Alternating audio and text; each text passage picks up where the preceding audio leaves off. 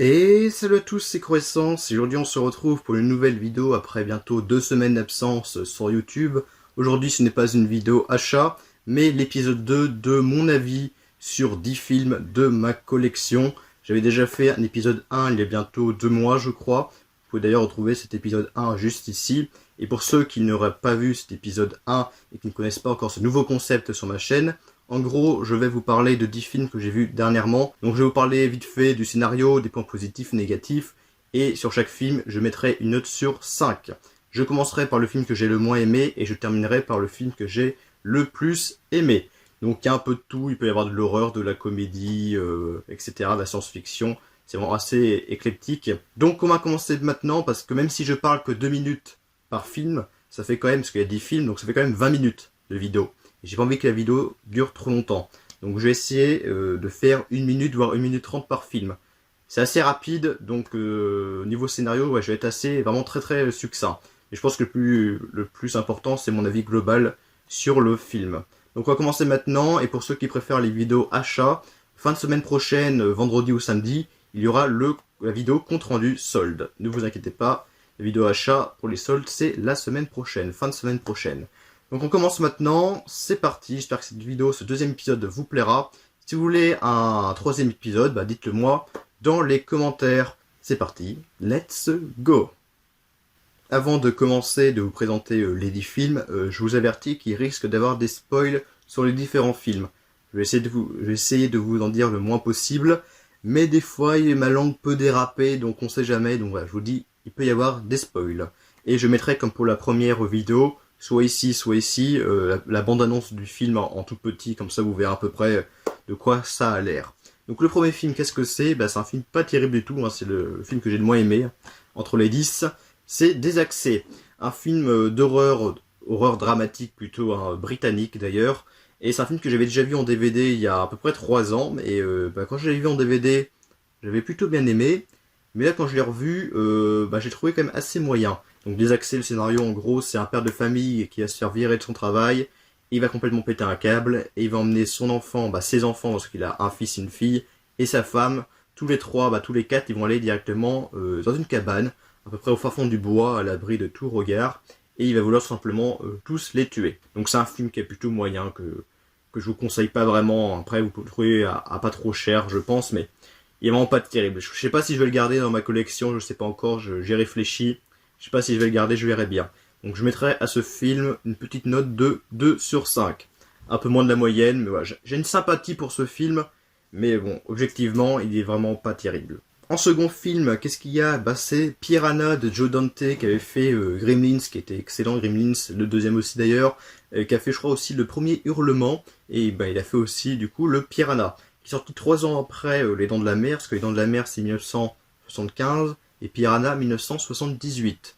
D'ailleurs ce film fait beaucoup penser aux Dents de la Mer je trouve. Si vous remplacez les piranhas par des requins, je trouve que le scénario ça ressemble quand même pas mal. Donc en gros avec des piranhas qui sont dans un complexe militaire où il y avait des expériences sur les piranhas, ils s'échappent et ils vont attaquer toutes les personnes qui se trouvent dans la rivière.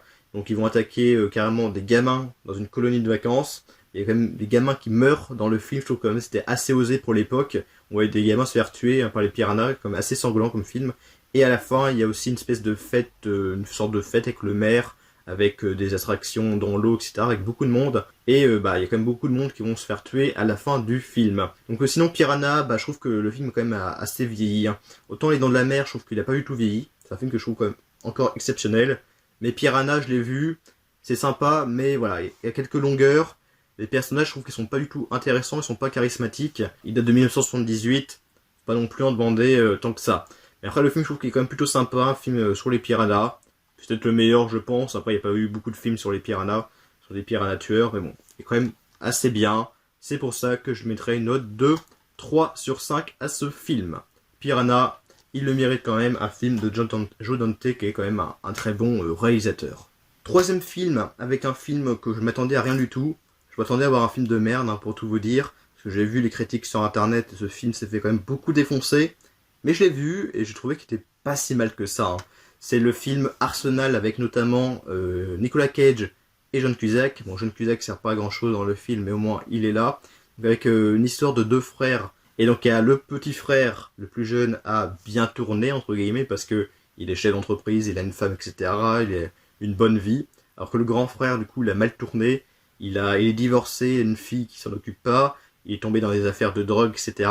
Et il s'est fait capturer par une mafia. Et le chef, c'est tout simplement Nicolas Cage, qui est juste ici. Et du coup, son jeune frère va tout faire pour le libérer, pour tout faire pour essayer de le libérer de la mafia. Donc c'est un film que j'ai trouvé en scénario assez classique, il n'y a rien d'exceptionnel. Mais moi j'ai bien aimé l'histoire entre les deux frères qui vont s'aider un peu mutuellement. Nicolas Cage que j'adore, hein, même si dans ce film, ils lui ont fait un faux nez dans le film, mais c'est totalement moche, ça se voit à 1000 km que c'est un faux nez. Il a des cheveux mais c'est n'importe quoi, un peu comme les miens. Il a une moustache mais c'est moche, Je trouve que dans le film, il y a une dégaine exceptionnelle. Je pense que les gens qui ont vu ce film pensent que je vais surnoter le film, parce que je vais lui mettre quand même un 3,5 sur 5 à ce film. Je vais peut-être surnoter. Voilà, je m'attendais à rien, et j'étais quand même assez agréablement surpris. Donc c'est pour ça que je mets cette note de 3,5 sur 5, parce que voilà, je m'attendais à une merde, alors que pas du tout. Moi j'ai bien aimé ce film. Je vais maintenant vous parler de deux films, le premier épisode et sa suite, avec Taken 1 et Taken 2. Il y a aussi un troisième épisode que je n'ai pas encore vu, mais que j'ai commandé sur Blue Cat, et j'ai d'ailleurs reçu. Donc ça me tarde vraiment à regarder ce troisième épisode, parce que Taken 1 et Taken 2, j'ai beaucoup aimé. Surtout le premier. Parce que Taken 1, bon, le scénario est très très simple. Liam Neeson est un ex-agent de la CIA. Sa fille, avec l'une de ses copines, va partir à Paris pour un espèce de voyage. Et sa fille et sa copine va se faire kidnapper par des ravisseurs, par des criminels. Et du coup, Liam Neeson va tout faire pour libérer sa fille et la ramener chez lui aux États-Unis. Il tue quand même pas mal de monde dans ce film, et c'est un film que j'ai vraiment adoré, ce premier Taken. Je mets direct une note de 4,5 sur 5. Voilà, je dis directement parce que il y a beaucoup d'action. Liam Neeson joue très très bien, les acteurs sont vraiment très bons. Liam Neeson, c'est un acteur que j'aime beaucoup en plus. Et voilà, le scénario est certes très simple, mais il y a de l'action, on s'ennuie pas une seule seconde, et c'est vraiment excellent. C'est un très bon film que je pourrais vous conseiller, ce Taken, fait d'ailleurs par un Français qui s'appelle Pierre Morel. D'ailleurs, il y a la scène mythique avec le « Je vous chercherai, je vous trouverai, et je vous tuerai ». Ça, c'est une scène qui est juste très très culte, qui a été parodiée un millier de fois. Donc Taken 1, je vous conseille, mais vraiment, le premier, il est exceptionnel. Et du coup, dans sa suite Taken 2, qu'est-ce qui se passe? Et ben en fait, c'est Liam Neeson qui est à Istanbul pour une mission. Et bon, spoil, hein, je vous le dis, dans le premier Taken, il a réussi à ramener sa fille, il l'a retrouvée. Et du coup, là, sa fille et son ex-femme vont le rejoindre à Istanbul pour qu'ils se retrouvent tous les trois, qui parlent un peu, qui profitent du bon temps là-bas à Istanbul. Sauf que, comme je vous l'ai dit, Liam Neeson, il a tué beaucoup de gens hein, à Paris. Et parce que, en fait, les amis et la famille des gens qu'il a tués vont vouloir se venger. Ils vont vouloir tuer Liam Neeson et en passant comme ça sa femme et son ex-femme et sa fille. Du coup, Liam Neeson et son ex-femme vont se faire kidnapper. Et sa fille va essayer pareil de tout faire pour libérer son père et sa mère. Et voilà, ils vont essayer de s'entraider tous les deux, hein, le père et sa fille. Parce que bon, l'ex-femme sert pas à grand chose dans le film, elle fait pas grand chose. Mais voilà, c'était un film qui était pas mal aussi comme le premier, avec plein d'actions, scénario assez simple aussi. Mais je l'ai un peu moins aimé que le premier épisode, c'est vrai. C'est pour ça que je mettrais pas 4,5, pas 4. J'hésitais à mettre 4, mais je mettrais que 3,5 sur 5. Ça reste un très bon film, hein, que je vous conseille aussi. La suite est moins bonne que le premier, mais reste tout à fait regardable. Donc apparemment le troisième est encore moins bon hein, que le 2. Mais bon, je verrai ça, je l'ai pas encore vu. Sixième film, hein, parce que oui, Taken 1 et Taken 2 étaient le quatrième et cinquième film. Donc sixième film avec Samuel Jackson et John Cusack, adapté d'une nouvelle de Stephen King, peut-être que vous connaissez. C'est Chambre 1408. Donc il y a toujours l'étiquette du Easy Cash où j'avais acheté. Ça fait un petit moment que je l'ai acheté et j'ai toujours pas enlevé l'étiquette. Il faudra que je fasse ça un jour. Enfin bref, Chambre 1408, un très bon film que j'avais déjà vu 2 fois en DVD. Donc là je l'ai revu en Blu-ray. Donc avec John Cusack qui est un écrivain qui dort dans des hôtels, dans des maisons qui sont soi-disant hantées. Et il fait des bouquins là-dessus. Et un jour il va recevoir une lettre où dans la lettre il y a marqué « N'allez surtout pas dans la chambre 1408 ». Dans l'hôtel Dolphin, il s'appelle l'hôtel Dolphin, et donc il va y aller, ça va l'intriguer, il va y aller, et en fait le gérant de cet hôtel est Samuel L. Jackson, qui va tout faire pour le dissuader d'aller dans cette chambre, sauf que John Cusack il veut vraiment y aller, donc il va y aller. Et il va se passer des phénomènes paranormaux, je vous en dis pas plus. Voilà, c'est vraiment un très bon film que je vous conseille. Je mettrai un 4 sur 5 à ce Chambre 1408. C'est pas le meilleur des films qui adaptés des romans de Stephen King, parce que je préfère Shining, Misery, Carrie, voilà, je préfère ces films-là. Mais Chambre 1408 reste tout à fait bon, donc je vous conseille ce film. Fini l'horreur, quand on passe maintenant à la comédie avec Monsieur Popper et ses pingouins. Donc vous reconnaissez directement Jim Carrey, qui est l'acteur phare du film.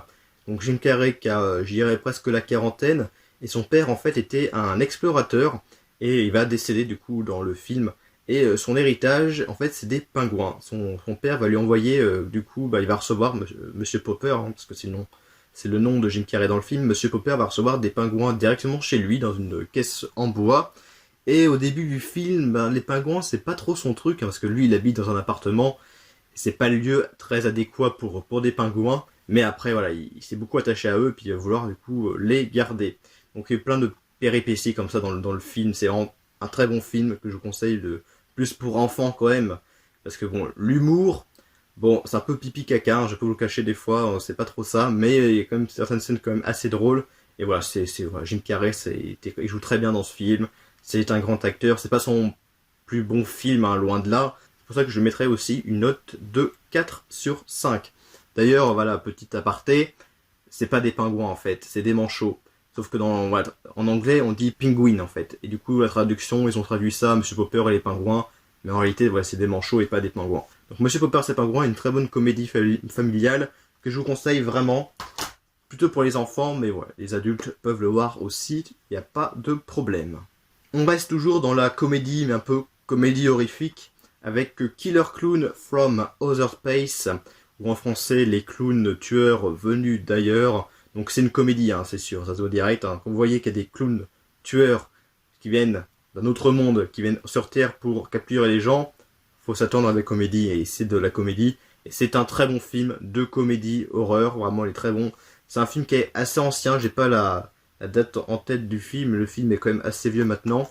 Et donc là c'est une version import, c'est une version anglaise je crois, mais il y a le français sur le film, donc ça c'est cool. Donc voilà, le film est très bon, je vais pas vous dire plus que ça le scénario, parce que bon, tout simplement des clowns tueurs qui viennent d'un autre monde, qui sont sur Terre, et qui vont capturer les gens pour les emmener chez eux, pour les manger, tout ça, voilà, c'est très simple. Mais voilà, les clowns, je trouve que les costumes des clowns est exceptionnel, ils sont très très bien faits, moi j'adhère complètement à ce design. Il y a des bons effets spéciaux, il y a une bonne comédie. Bon, les acteurs jouent pas très bien, mais voilà, c'est un espèce de petit nanar comme ça. C'est très bon, ouais, c'est un très bon film. Je lui mettrai un 4 sur 5. Ouais, 4 sur 5. Je mettrai 4 sur 5. Peut-être 4,5, mais non, je vais rester sur 4 sur 5 sur ce film. C'est un très bon film que je vous conseille, ce Killer Clown from Outer Space. Si vous voulez une petite comédie horrifique qui est assez ancienne, des années 80 je crois, je vous conseille ce film à 1000%, voilà, il est très bon. C'est bientôt terminé, il reste plus que maintenant que 2 films, et là c'est vraiment 2 films que j'aime beaucoup et que je vous conseille, mais vraiment, ils sont vraiment exceptionnels. S'il y a 2 films que je vais vous conseiller, c'est ces 2-là. On va commencer par Bienvenue à Gattaca, qui est exceptionnel ce film. J'avais vu il y a quelques années au lycée, il y avait le prof de français qui avait passé ce film. Déjà à l'époque j'ai bien aimé le film, mais là je l'ai encore mieux apprécié, il est vraiment exceptionnel avec Uma Thurman, Ethan Hawke et Jude Law. Alors je vais pas vous parler du scénario parce que c'est très compliqué, donc si ça vous intéresse, allez voir sur internet. Mais le film, moi, je vous dis, il est très très bon. C'est dans un futur proche, un peu futuriste, science-fiction, il n'y a pas du tout d'horreur, il n'y a pas du tout de comédie, mais bon, c'est très bien ficelé, le scénario est très bon. Il y a un petit retournement de situation à la fin, il y a voilà, quelque chose à la fin du film qu'on s'y attend pas trop. Bienvenue à Gattaca, j'en dis pas plus, parce que voilà, c'est niveau scénar, je peux pas vous en dire plus, c'est trop dur à expliquer.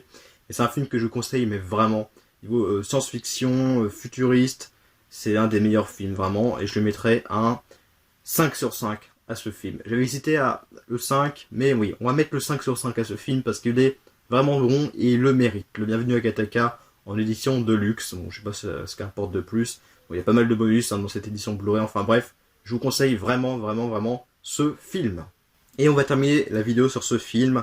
Pour tout vous dire, j'ai vu hier soir et j'ai pris une petite claque. Ce film a mis une petite claque parce que je m'entendais pas du tout à ça. Le film dure 2h10, il date de 2013. En fait, c'est niveau effets spéciaux. Je trouve qu'ils sont exceptionnels. C'est une édition Blu-ray, mais on m'aurait dit que c'était un 4K.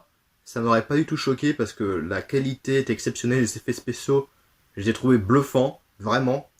Je vous dis, le titre du film, ouais, c'est Pacific Rim, de Guillermo del Toro, avec plein d'acteurs, plus ou moins connus, hein. Il y a notamment Ron Perlman qui joue un espèce de chef de la mafia.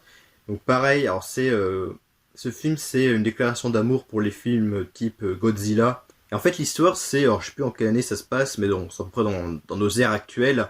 En fait, il y a des kaiju, qui sont des espèces de gros monstres à la Godzilla, qui apparaissent, qui pop comme ça des fois sur Terre en fait. Et ces monstres vont faire des ravages sur Terre. Et l'espèce humaine va s'allier, tous les pays vont s'allier et ils vont créer du coup des gros robots qui s'appellent j'ai perdu le nom, des Jaeger, et qui veut dire chasseurs en allemand. Et ils vont, ces gros robots, affronter du coup les kaiju, qui sont des espèces de Godzilla. Donc voilà, le film est basé là-dessus, et niveau effets spéciaux, mais c'est exceptionnel, vraiment, il y a niveau couleur, à un moment du film, ils sont dans une ville je sais plus si je crois que c'est en Chine, et il y a plein de néons dans la ville et tout, je trouve que c'est merveilleux, c'est exceptionnel. Les effets spéciaux des monstres, même des robots, même des batailles, des robots qui affrontent du coup les monstres, c'est magnifique. Moi j'ai adoré ce film, pareil, hein, je mettrais comme Bienvenue à Gattaca le 5/5. C'est le film que j'ai le plus aimé des 10 que je vous ai montré, hein, c'est le dernier, donc c'est lui que j'ai le plus aimé. J'ai pas encore vu la suite, Pacific Rim Uprising. Je l'ai acheté là, en 4K à 10€ sur Amazon, donc j'attends de le recevoir, et apparemment il est moins bon que ce Pacific Rim. Donc je verrai ça de toute façon, je pense que j'ai moins aimé, mais bon, on sait jamais, il peut y avoir tout à fait une surprise. Donc c'est la fin de cette vidéo. Prochaine vidéo sera la vidéo achat compte rendu solde qui sortira fin de semaine prochaine. J'espère que la vidéo sera pas trop longue et que c'était intéressant pour vous. Dites-moi dans les commentaires ce que vous avez pensé des films si vous les avez vus. Donc on se dit à plus pour de prochaines vidéos. Et salut!